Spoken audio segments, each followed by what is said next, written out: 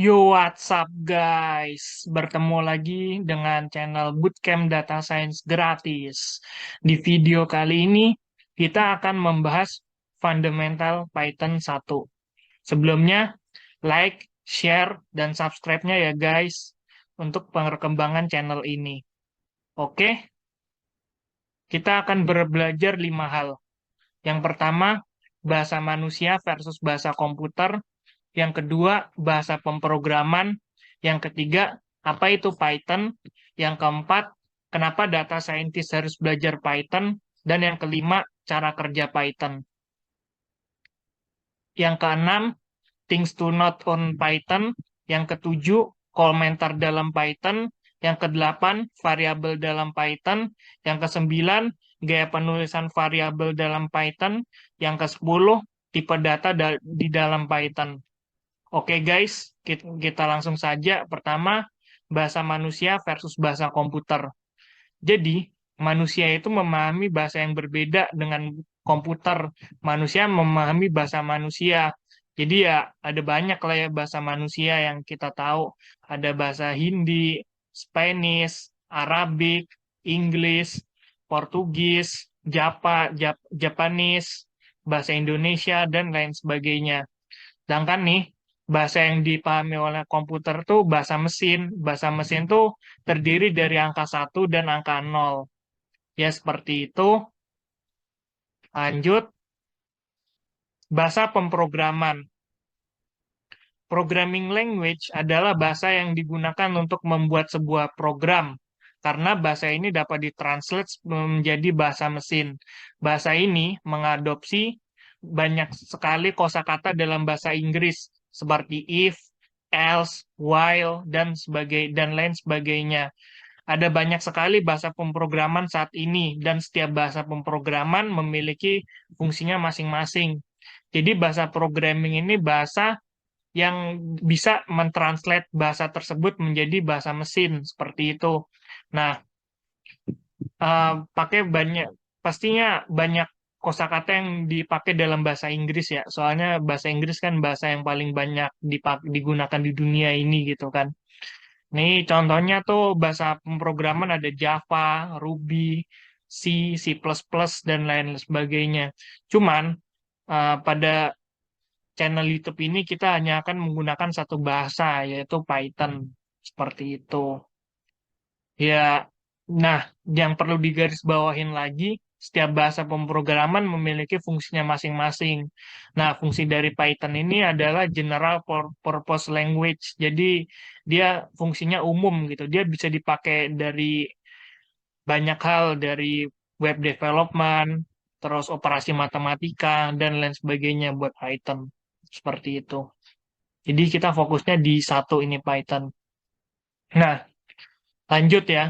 Dari situ tuh kita bertanya-tanya kenapa apa itu Python. Jadi kayak apa sih gitu dari Python itu sendiri gitu kan. Terus Python itu adalah bahasa tingkat tinggi yang diinterpretasikan dan berorientasi objek. Nah, jadi bahasa pemrograman itu ada dibagi menjadi tiga kan. Pertama bahasa tingkat rendah, contohnya bahasa mesin CNC kayak gitu. Terus yang kedua bahasa tingkat menengah, contohnya C dan C++ seperti itu. Terus bahasa tingkat tinggi. Jadi bahasa tingkat tinggi ini bahasa pemrogramannya menyerupai bahasa manusia seperti itu. Terus mirip lah kayak bahasa manusia gitu. Jadi dan dia itu berorientasi objek. Jadi dia itu object oriented programming gitu. Jadi bahasa pemrograman berorientasi objek adalah jenis bahasa pemrograman yang mengelola perintah program menjadi objek-objek tertentu. Nah, masing-masing objek akan memiliki karakteristiknya sendiri. Nah, ini bisa dilihat ini objek oriented programming seperti ini grafisnya. Nah, Python itu umurnya tuh masih muda ya. Dia dibuat tahun 1991 oleh Guido van Rossum. Nah, Guido van Rossum ini adalah seorang programmer dari Belanda. Tahu sendiri kan namanya Van Rossum. Jadi bisa dibilang Python ini umurnya masih muda ya. Jadi kalau 91 dia itu baru berumur 91, 2001 10 tahun, 2011 20 tahun, 2021 30 tahun. Dia baru berumur 31 tahun ya. Dia masih muda. Ya beda dikit lah sama saya. Terus kenapa kita harus belajar Python? Jadi Python ini bahasa yang paling berkembang cepat dan populer di dunia gitu. Jadi buat data science ini ada dua yang biasa dipakai ya, R sama Python. Cuman kenapa kita pilih Python? Soalnya dia itu populer, terus mudah kayak gitu. Jadi ya gak ada, menurut saya kan pernah belajar R juga ya. Jadi saya lebih menyarankan Python gitu kan. Lihat nih di tahun 2012 sampai tahun 2018 ini tingkat eh, pertumbuhan dari bahasa pemrograman Python naik dari 3% menjadi lebih dari 12% ya dari tahun 2012 sampai tahun 2018. Oke. Terus kenapa sih data scientist harus belajar Python? Nah, kayak gini nih. Jadi survei yang dilakukan oleh Kaggle. Jadi kalau misalnya seorang data scientist itu pasti wajib wajib banget tuh buat tahu Kaggle. Jadi Kaggle ini sumber dataset itu ada di Kaggle ya. Seperti yang di video sebelumnya udah saya jelaskan, jadi Kaggle ini ada data COVID-19 Indonesia juga ada data lain-lainnya gitu. Jadi buat belajar lah. Jadi di Kaggle juga ada source belajar gratis juga ya. Coba kita lihat ya. Kaggle,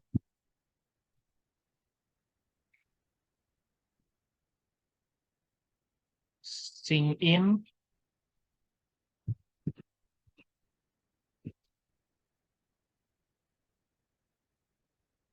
Di sini kita juga bisa belajar juga ya,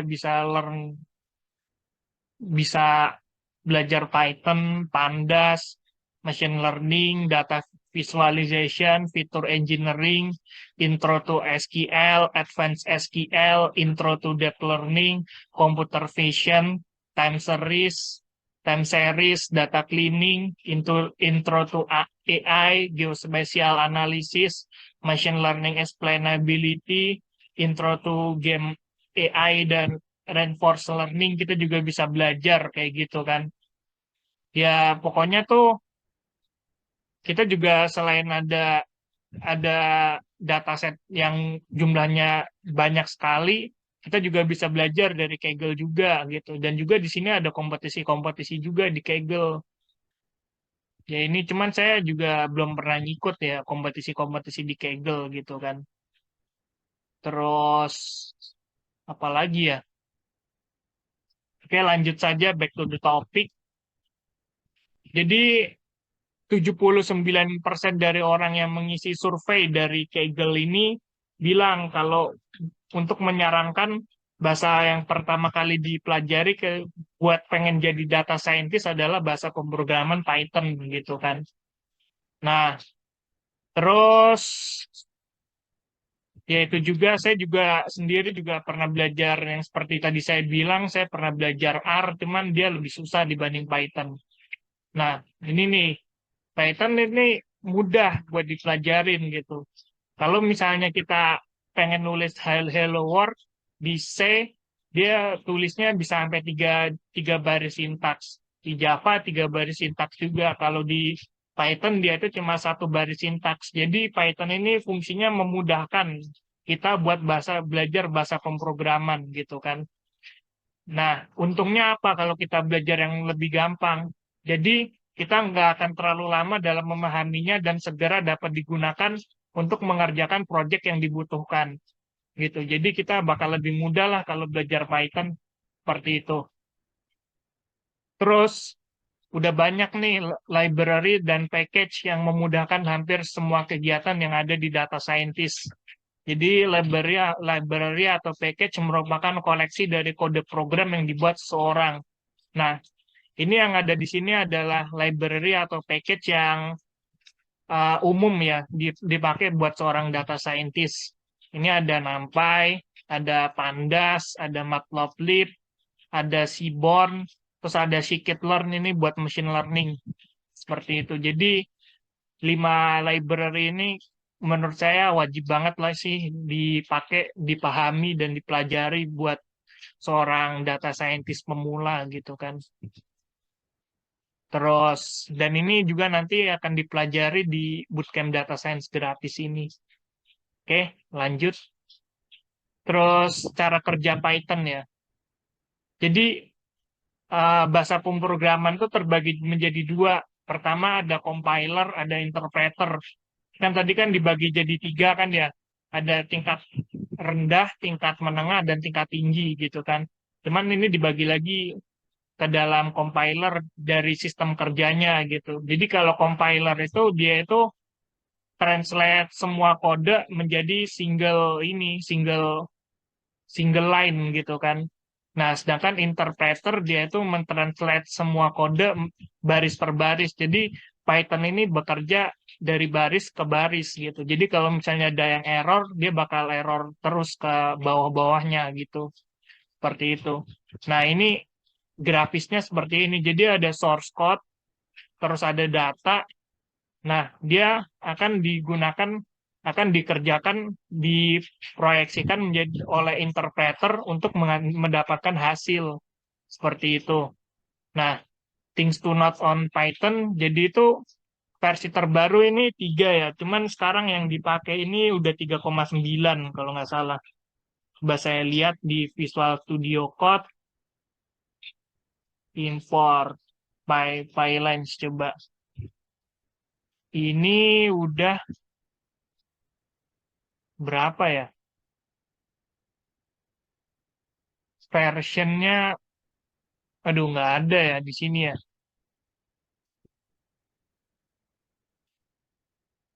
Versionnya, nya ada 3,90, 64 bit. Jadi sekarang udah 3,9. Seperti itu. Back to the topic. Jadi sintaksnya seperti yang tadi dibilang. Jadi bahasa pemrograman itu banyak dipengaruhi oleh bahasa Inggris. Dan juga ini matematika khususnya buat NumPy ya.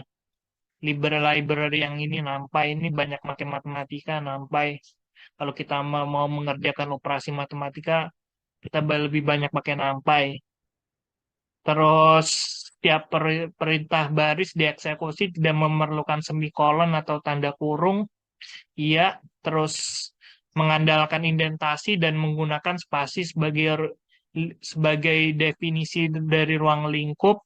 Terus coding dapat dilakukan di berbagai integrated development environment, contohnya Jupyter Notebook dan Visual Studio Code. Oke, jadi di video kali ini saya menganggap bahwa kita semua udah menginstal dari Jupyter Notebook dan Visual Studio Code ya. Jadi buat nginstalnya bisa di-download di sini nih.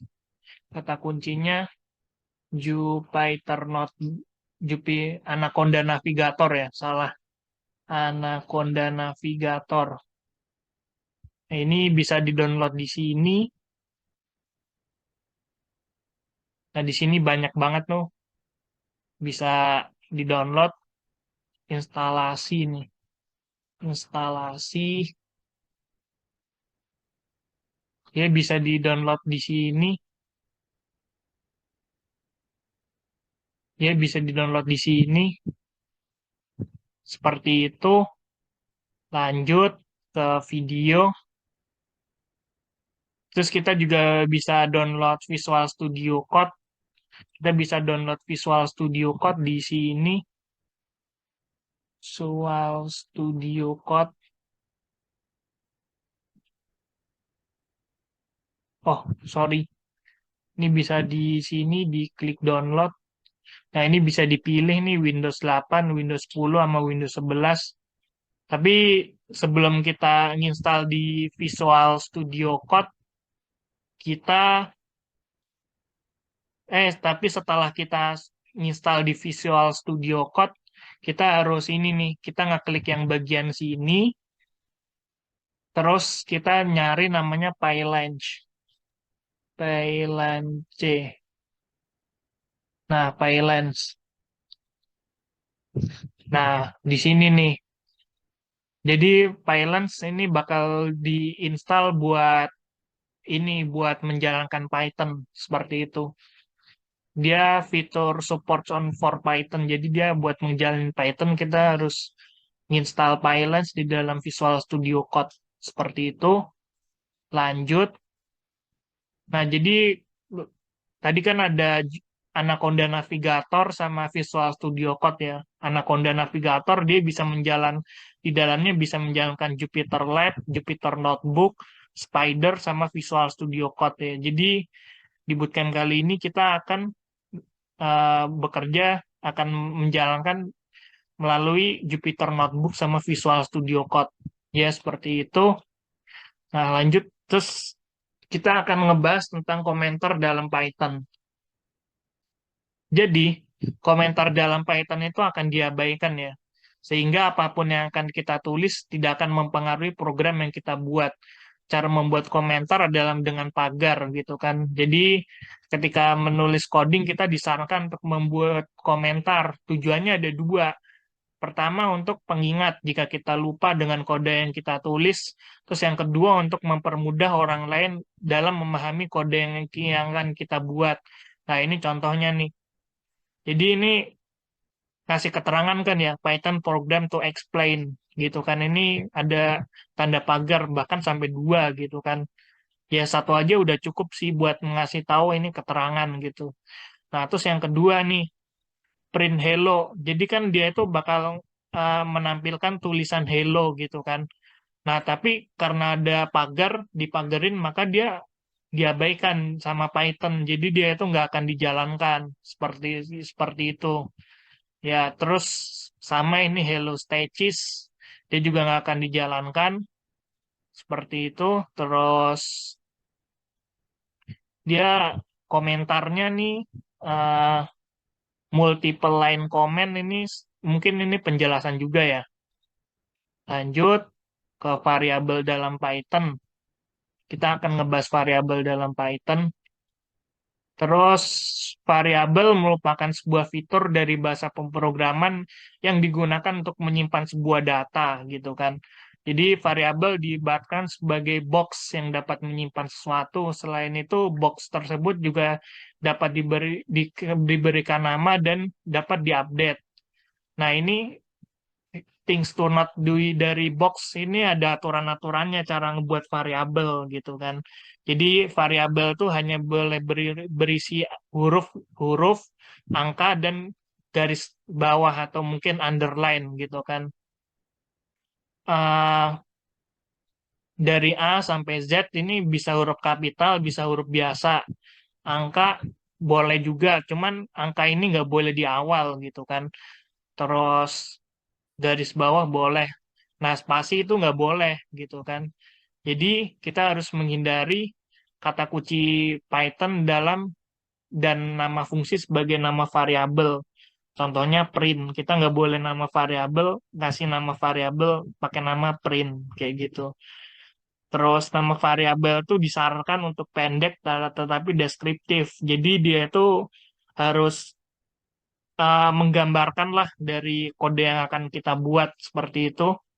Terus nama variabel dalam Python dia itu bersifat case sensitif ya. Contohnya huruf A kecil sama A besar itu udah beda kayak gitu. Terus dia kalau ada angka sama nggak ada angka juga udah beda juga gitu kan. Terus dia itu nggak boleh diawali dengan angka ya. Seperti yang tadi udah saya bilang, dia pakai nama 12 nama itu sama dia akan error gitu. Nah, terus dia itu nggak boleh pakai karakter yang aneh-aneh gitu kan. Kayak tanda pagar, dolar, persentase, terus tanda ini apa nih, tanda pangkat gitu dan lain-lain kecuali underscore. Jadi yang boleh itu underscore seperti itu.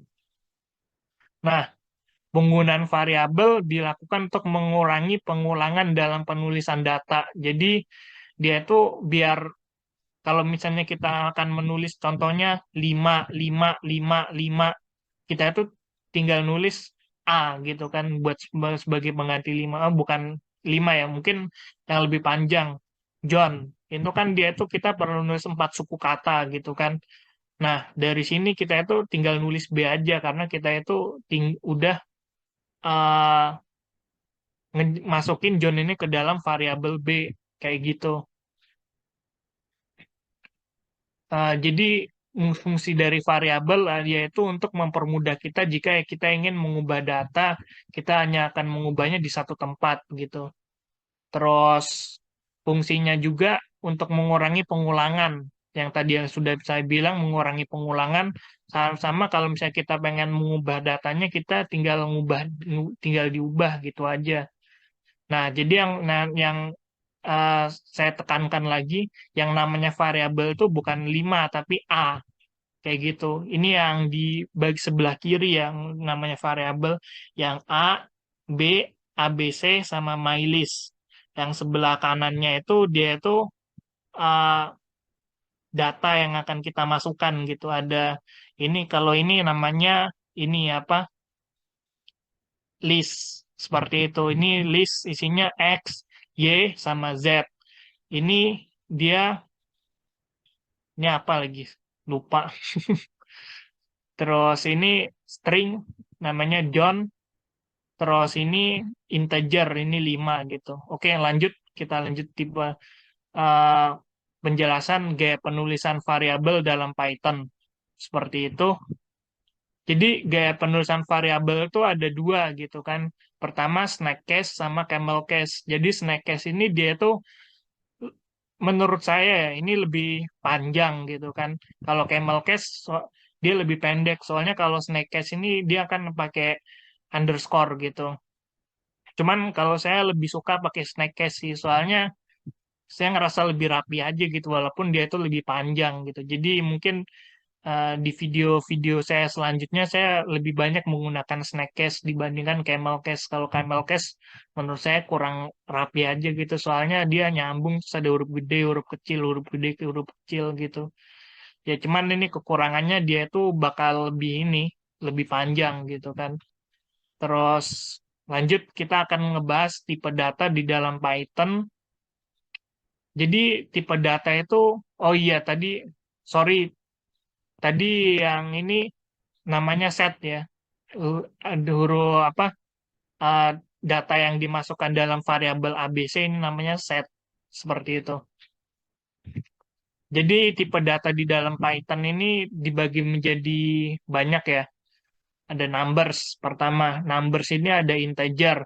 Integer itu dia itu bilangan bulat gitu kan. Bisa minus, bisa positif juga gitu. Sedangkan kalau float itu koma. Cuman kalau misalnya di sini kita karena kita pakai aturan bahasa Inggris berarti komanya itu jadi titik gitu, diubah jadi titik. Jadi contohnya 35,75 gitu. 35,75 itu sama aja kayak koma gitu.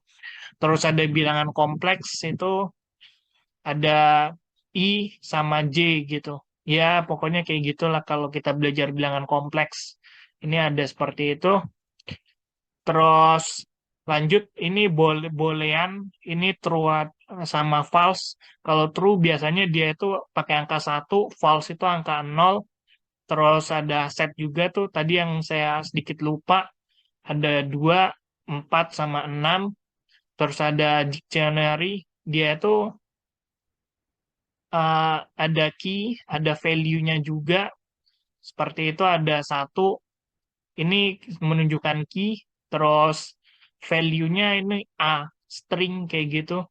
Terus ada sequence, contohnya ada string, string itu dia itu ada kutip 1, ada kutip 2, ada kutip 3.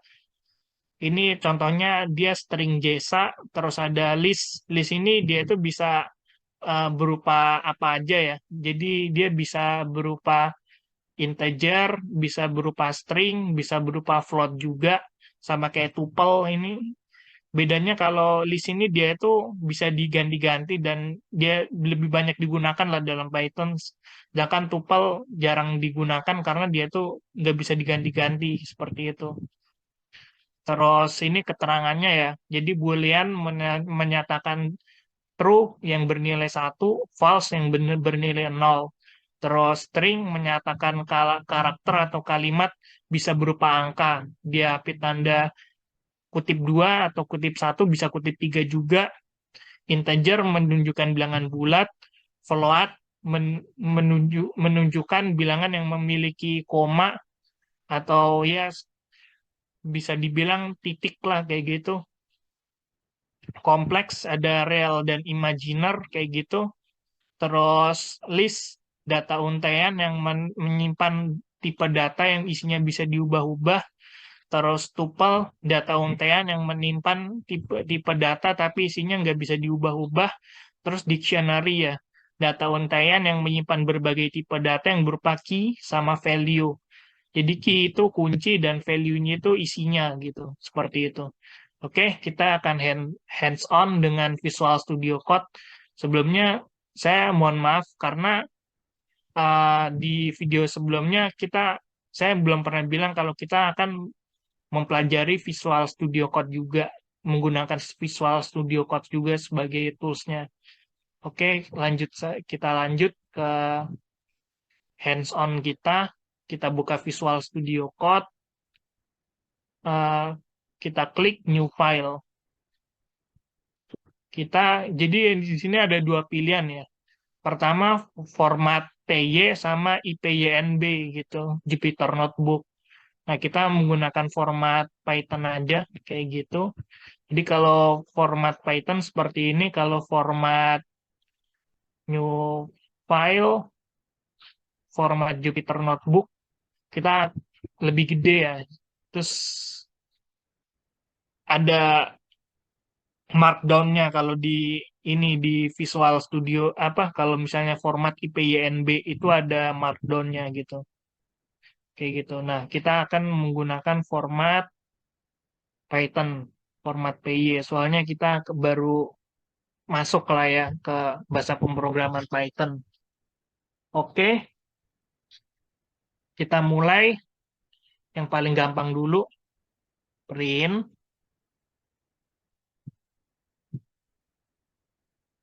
hello world. Nah, di sini karena dia kutip satu, dia masuknya ke string ya. Lalu kita print saja. Nah, waduh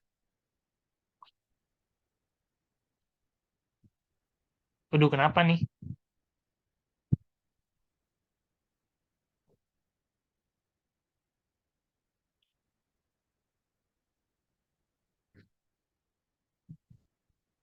Oh, rupanya dia harus di save dulu ya. Jadi ini harus di save dulu, kayak gitu. Kenapa bisa error? Oke, lanjut.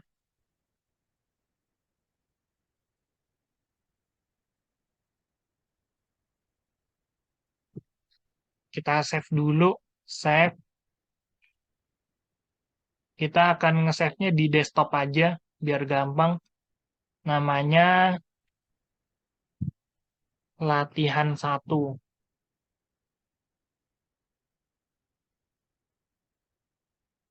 Oke,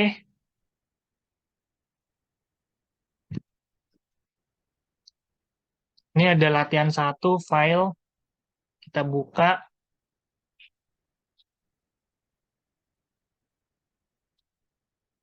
Nah, buat ngejalanin kodenya itu, kita bisa ngeklik ini.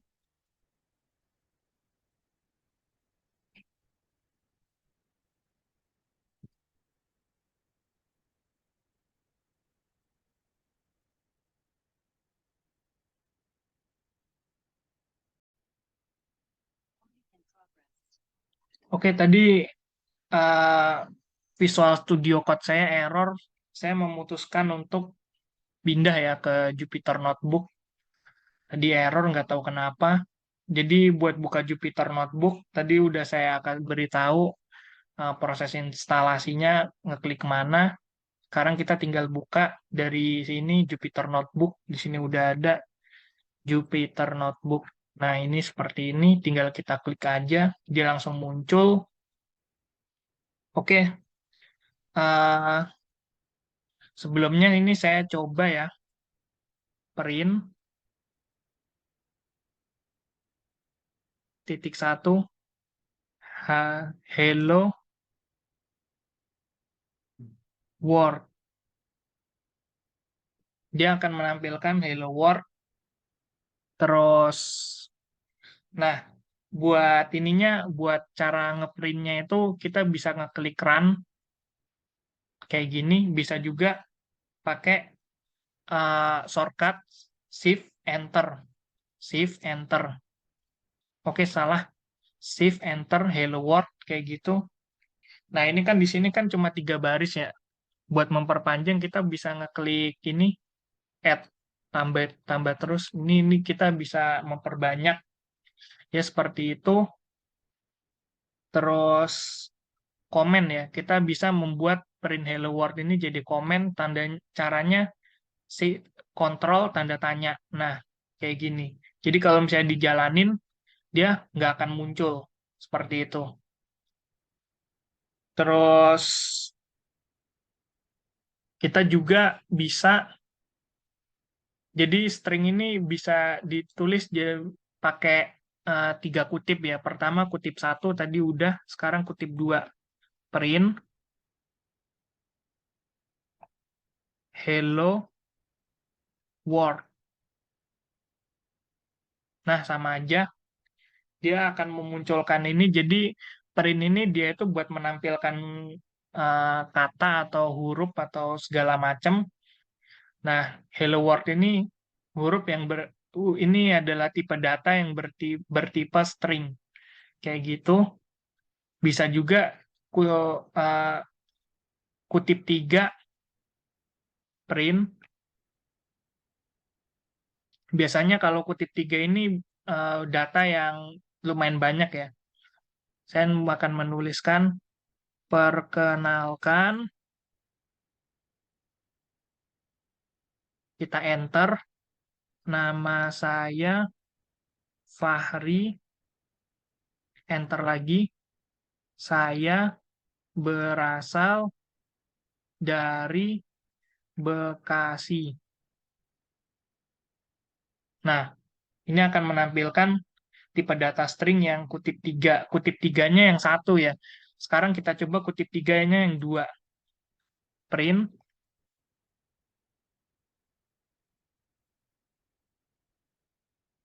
perkenalkan, saya Fahri, saya lulusan dari Universitas Diponegoro.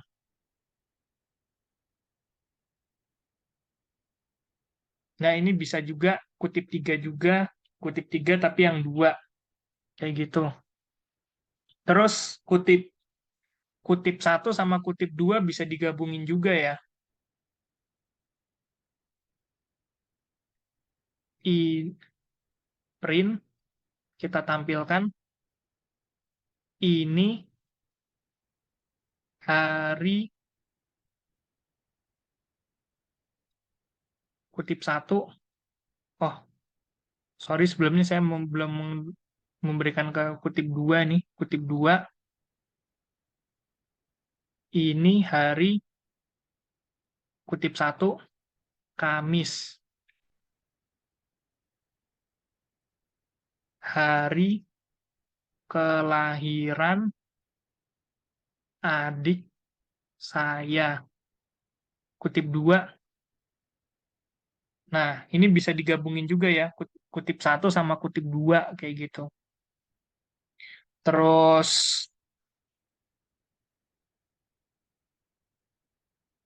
kita akan menggunakan kalimat bukan maksudnya fungsi backslash T sama backslash N sama backslash B. Saya tulis dulu ya. Backslash T ini fungsinya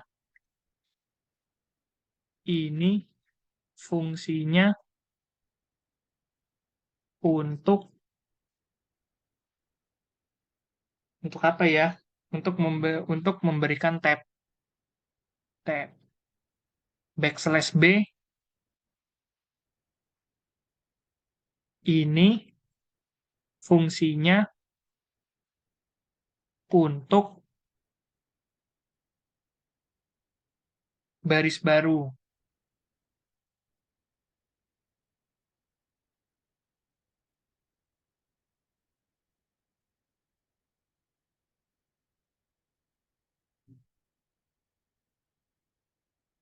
Oh, salah. Baris baru ya, backslash N. Ini fungsinya untuk baris baru. Oke, kita coba ya. Print apel backslash T jeruk. Nah, dia akan memberikan tab kayak gitu. Jadi kita nggak harus ngasih tab di dalam sininya, kita juga bisa juga ya. Print apel kasih tab. Ah, nggak nggak bisa ternyata. Sekarang kita ngasih N buat baris baru. Jeruk. Apel sama jeruk. Terus ada juga untuk menghapus karakter sebelumnya backslash B. Backslash B ini fungsinya untuk menghapus karakter sebelumnya.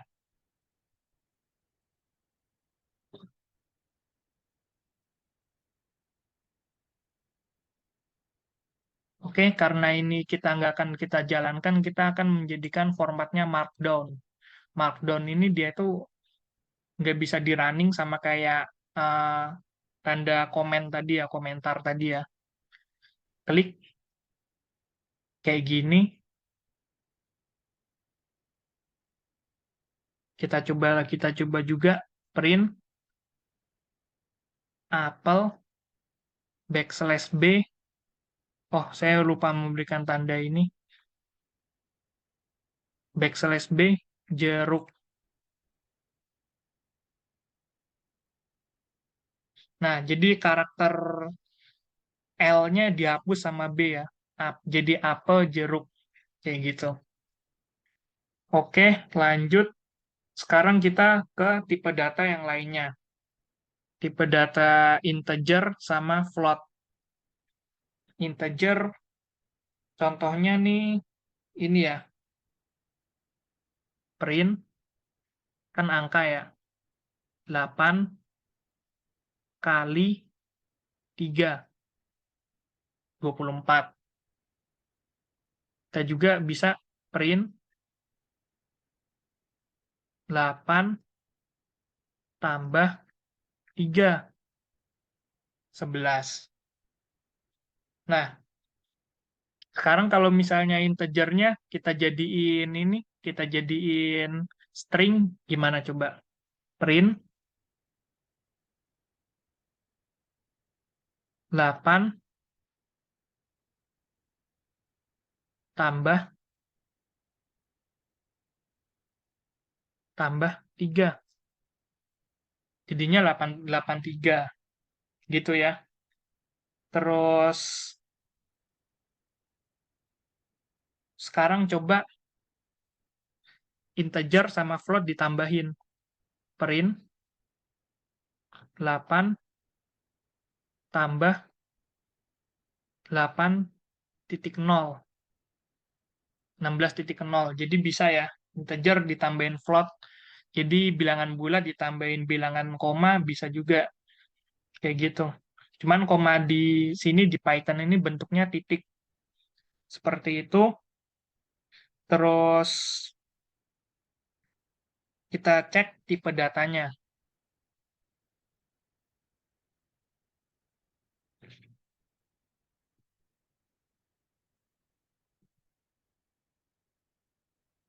print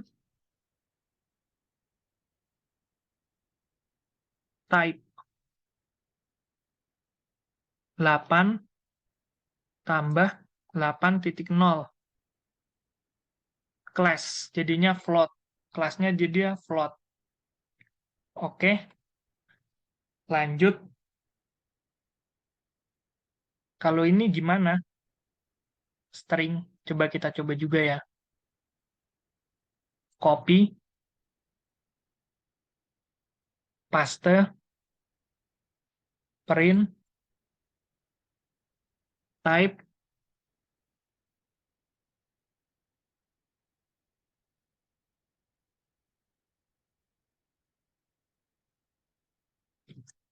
jadinya string, str. Kayak gitu. Oke, terus kalau integer, coba print, type, 8 coba. Jadinya integer.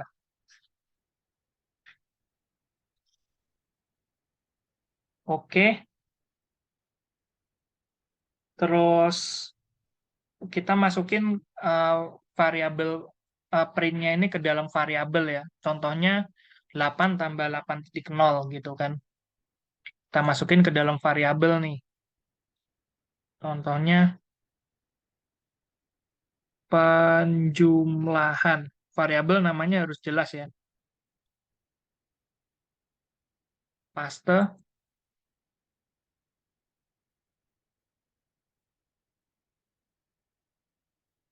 Oh, dia ada printnya. Coba printnya kita hilangkan.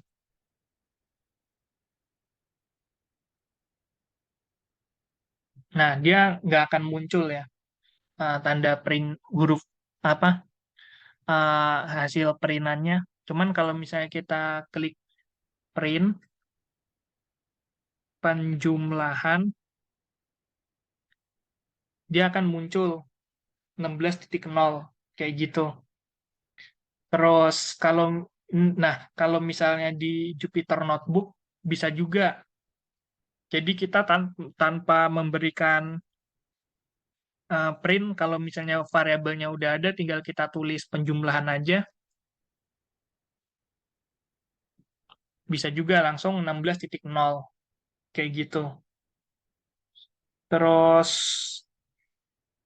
nah kita bisa bikin variabel itu jadi satu baris. Contohnya pengurangan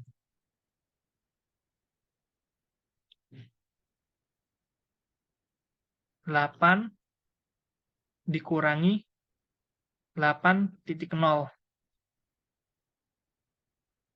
Kita jalankan kodenya pakai shift enter, lalu pengurangan seperti yang udah saya bilang sebelumnya 0.0.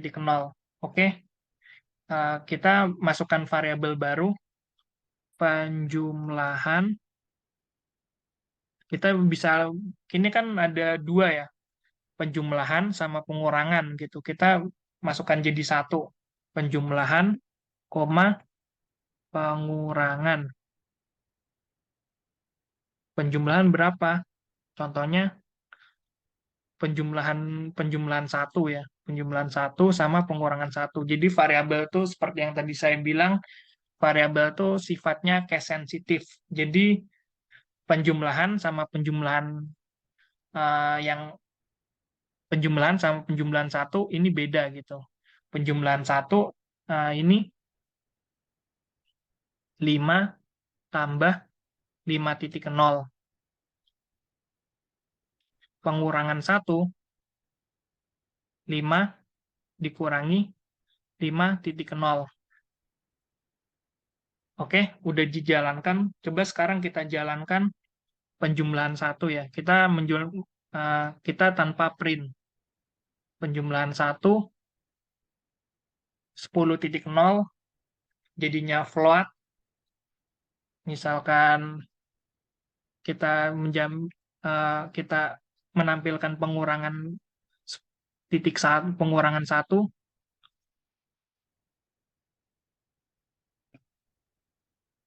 hasilnya 0,0. Seperti itu. Terus kita mengupdate variabel ya. Jadi ini variabel kan penjumlahan 8 tambah 8.0. Sekarang kita buat penjumlahan lagi. Nih penjumlahan kita buat di variabel yang sama kayak yang di atas, cuman angkanya kita ganti 9 tambah 9. Nah, sekarang kita print atau kita tanpa menggunakan print sama aja buat menampilkan variabel penjumlahan 18. Jadi diupdate ya, yang awalnya 8 tambah 8.0 hasilnya 16.0 diupdate jadi 18 karena kita menggunakan nama variabel yang sama seperti itu. Nah, sekarang ini error nih ya.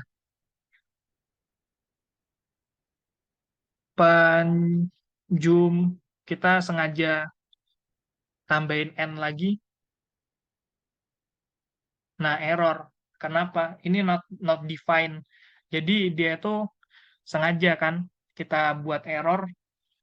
Soalnya kita pengen tahu kalau misalnya ini set case sensitif ya. Jadi nama variabel nggak boleh salah kayak gitu. Oke. eh